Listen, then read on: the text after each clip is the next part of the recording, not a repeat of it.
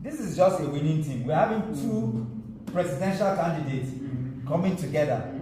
So before now it was just Obidient, but right now we're having the Congosia who, because of the credibility and eligibility or whatever I can say of Senator Ravi Musa. So it's a big block and we can't take that away. Regardless, the OK, today as we stand, I know about the OK Nigeria platform. I know about the OK movement. I know about OK community initiative. I know about, there are about 6 OKs majorly that are there. All of them are support groups. The only OK that will have, because Mr. Peter Obi and Rabbi Musa Konkoso will come together to formally endorse a independent campaign council that will be OK. So whichever one that is happening is independent. In fact, the OK movement is, the convener is Jackie. And so if you are a DG of OK movement, whatever you are doing, your convener is Jackie.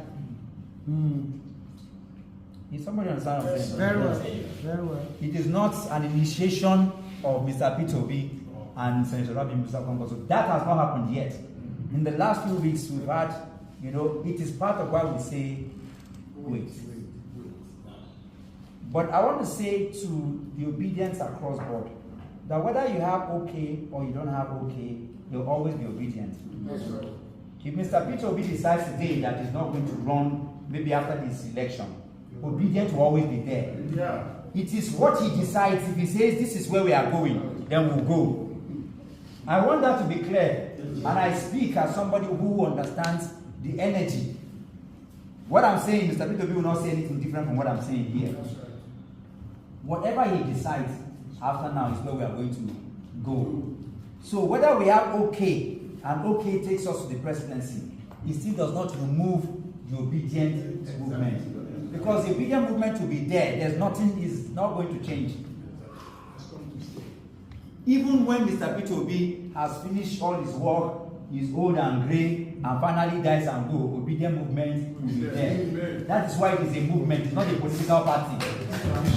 The obedient movement is an ideology. Ideologies don't die, and they don't disintegrate into something else.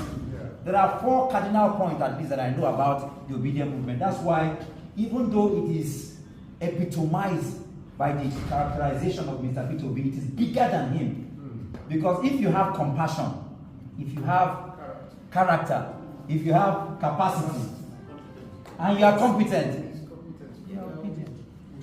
OK will have to come up with his own ideology. But the obedient movement will always be there today and forever. So let's hear that.